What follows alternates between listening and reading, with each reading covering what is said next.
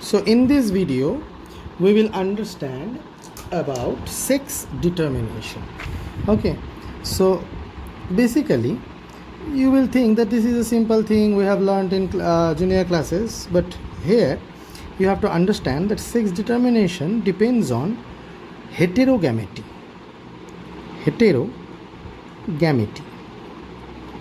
The gamety. Now, heterogamity can be one reason of sex determination. Like, for example, the most basic thing that you have understood in your junior classes is that male produces XY chromosome, female produces XX chromosome.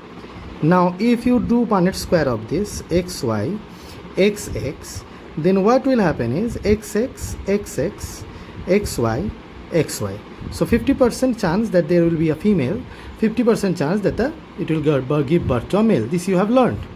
This is because of male heterogamety, because the male is producing heterogametes, unsimilar gametes, but the female is giving birth to or giving rise to similar type of gametes. So this is the female and this is for the male. Now this we have learned and we have understood, we know this, okay.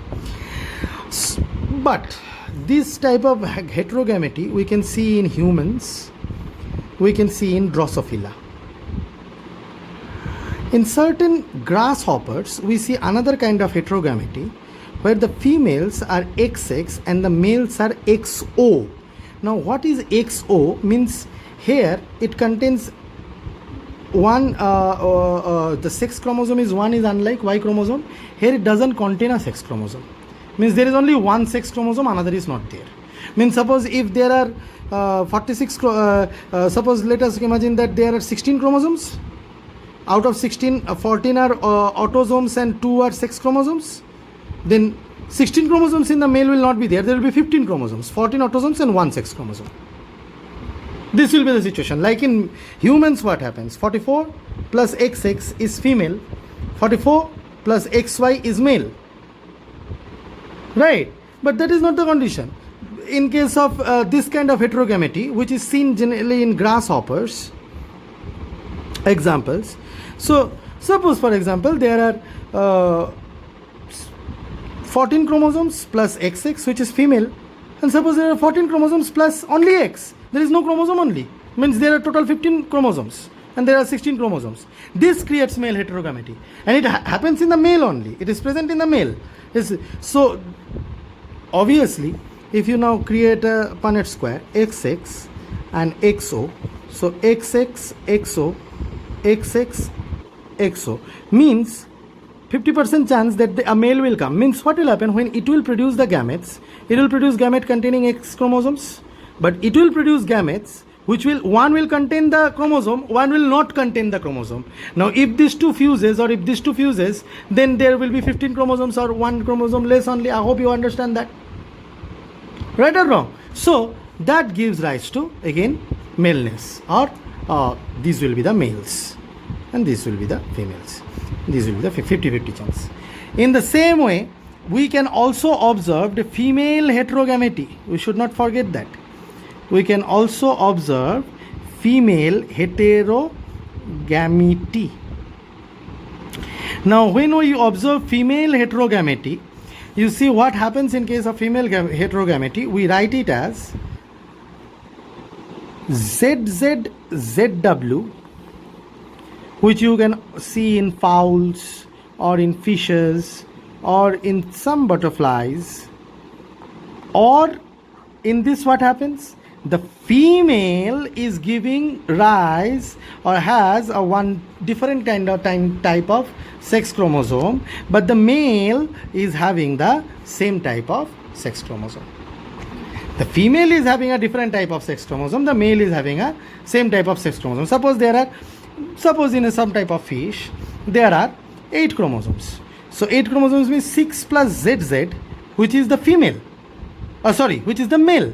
Means when it will produce chromosomes in gametes, one will contain Z, the other will also contain Z. Right or wrong?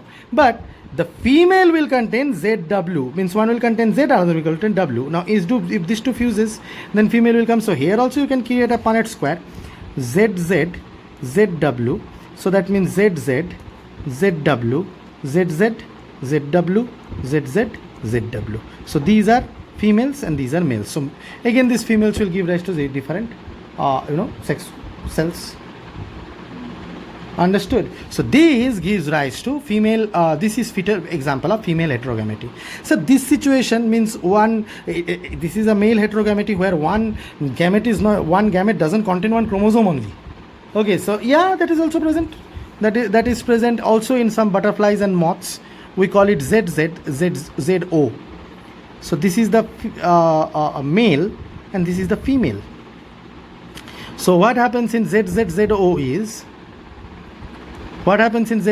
is ZZ and ZO. If you take, it will come ZZ, ZO, ZZ, ZO. So this is the female. Okay, and this is the male. So what actually happens is, this is the male. So what actually happens is the female has one chromosome less. Okay, so this is observed in some moths and also some butterflies. So isn't it interesting? In some butterfly, it is this way, and in some butterflies it is this way, means one chromosome less. So that is the case. Okay, so this is an interesting question can be asked. Which organism in which female heterogamety is observed, there is heterogamety due to one chromosome less, or there is heterogamety present due to different type of chromosomes. Okay, sex chromosomes. So that answer is butterfly. Interesting. Yes, so I hope that you have understood up to this much. Now, as I said, always sex determination will not be based on heterogamety. It can be based on the number of chromosomes. It can be based on number of chromosomes. Like for example, in fruit flies, what happens? Let us see. In fruit flies, it depends the sex of the chromosome. The sex of the organism or the of the organism fruit fly depends on the ratio of sex chromosome to autosome. Okay, so which is denoted as X by A. Now when I write X by A is equals to 0.5. Now X by A is 0.5 means what? The number of sex chromosome is half the number of autosomes, right? Half of the chromosomes are sex chromosomes. In such a case, we will call it, it will give rise to a male. So like I was saying, in fruit fly or Drosophila melanogaster, there is presence of both X and Y chromosome, but not the sex chromosome, ratio of X chromosome to autosome. Ratio of X chromosome to autosome decides the sex of the sex of the what we can say, the Drosophila. If the ratio of the X by A chromosome is, or X chromosome to autosome is 0.5, okay, then it gives rise to a male. If it is equal, if the number of X chromosome is equals to the number of autosomes, then the ratio will be 1, then it will give rise to a female. If number of X chromosome by A comes between 0.5 to 1, then it will give rise to gynandromorphs. Gynandromorphs. What are gynandromorphs? There can be three types of gynandromorphs: antero-posterior gynandromorphs, bilaterals, laterals, and sexpibals. Now what are these? In antero-posterior, what happens? The anterior part is male and the posterior part is female, or vice versa. In bilaterals, what happens? If you cut the fruit fly from in the middle, one part is male characteristic, other part is showing female characteristics. Or in sexpibals, suppose the entire is female characteristic showing, but there are some patches which is showing the male characteristics, such are known as sex pi bands. So this happens if X by A chromosome is 0.5 to 1, such are known as gynandromorphs. If X by A chromosome is less than 0.5, okay, means number of X chromosome is less than half of the number of the autosomes, then it will give rise to super male or meta male. Okay, and if it is X by A is greater than 1, then it will give, number of X chromosomes is more, it will give rise to super female. Clear? It is obviously understood that X chromosome is female characteristic showing. I told you Drosophila has both X and Y chromosome, and X chromosome is female characteristic showing. So if X by A is greater than 1, so it will be super female. If X by A is less than 0.5, means Y is more, so super male. So X by A is just half, then male. More than equals to 1, then female. Between 0.5 to 1 is gynandromorph. So this is the way to determine sex in Drosophila or fruit fly.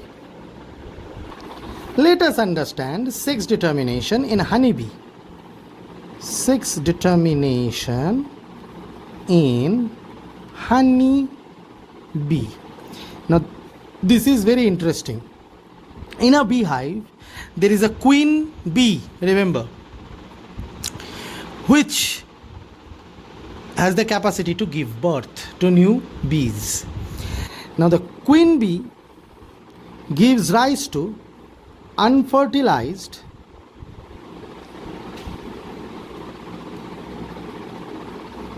eggs, which gives rise to eggs which remains unfertilized. That means it will remain haploid, and through metamorphosis, parthenogenesis, not metamorphosis. Through parthenogenesis, you know parthenogenesis, what is parthenogenesis? Can you tell? As you know, parthenogenesis is development into an organism without any fertilization. So by parthenogenesis, it happens in fruits. Okay. So by parthenogenesis, they develop into males. Those are known as drones or males. They are workers. Okay, so these are drones. Okay, so from the queen, it gives rise to unfertilized eggs, eggs which remains unfertilized develops into males or drones. Now it may be fertilized. If it is fertilized, it will give rise to 2n number of chromosomes, and they can be of two types. Some is bred with or feeded with royal jelly. When they will be feeded with royal jelly, they will become queen bee, and from here reproduction will continue again. And if they are treated with bee bread, they are bee bread. Bee bread means they find nectar and all these things and they bring it and they are bred, bee bread. They will be sterile females. Means both are diploid, but they will be sterile females or worker females. Understood? So this is the way how you determine sex in honeybee. Easy. In your NCERT there is diagram also. So that is the honeybee determination or sex determination in honeybee. Now, like if you take if royal jelly is only given to the bee, or the bee gets access to the royal jelly, if the queen dies, then only a new queen is required in that beehive. Okay, lifespan of bee is not very high. Okay, so at that time, when the queen dies or the queen is lost, then new queen is required. Some of the fertilized to feed with royal jelly, and one becomes the queen bee. And from the queen bee again, the reproduction will carry on. Now, a question may come in your mind that why royal jelly only gives rise to a bee which can again produce eggs, and otherwise there will be sterile female, because of metabolic changes in the cell. Royal jelly must be inducing some metabolism, different kind of metabolism, which makes them queen bee, which gives them the power of reproduction again. Clear? So I hope that you have understood this sex determination. Another one more thing example which comes in NEET वगैरह, free Martin का example. Free Martin is when in cows, it is observed in cows, sometimes dizygotic twins come. Dizygotic twins. You know what is dizygotic twins? Means two ovum are produced from two ovary and both of them are fertilized. Okay, this can be the case, or in dizygotic twins, what happens if the zygote breaks down into two? That can also be the case. No, this is not dizygotic, this is monozygotic. This is dizygotic twin. When it is fertilized, two different zygotes are produced. Here, if the zygote only breaks down and give rise to two, then it will be whatever is the sex, both it male, if it is male, it will be also male, if it is female, it will be also female. It cannot be changed because the genetic sequence is same. But here, a different sperm and a different sperm may fertilize. So it may be a male, female, and another one may be a male. If in cows this happens in dizygotic twin, if a male and a female occurs, মানে একটা ষাঁড় হবে একটা গরু হবে, তখন কি হয়, they zygotes have a kind of cytoplasmic connection, and the male zygote receives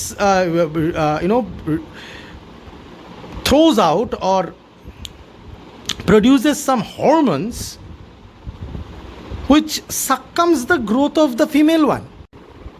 So as I was saying, which circums the growth of the female one, and the female one succumbs, becomes small, and a weak female cow is grown, and a strong male cow is grown. This condition is known as free Martin. This happens sometimes in cows. Okay, or always whenever a টুইনের মধ্যে যদি ষাঁড় তৈরি হয়, তাহলে যে মেয়ে বাচ্চাটা আসবে, okay, it will not be healthy. Is this clear to you? So this is one example. So I hope sex determination is over.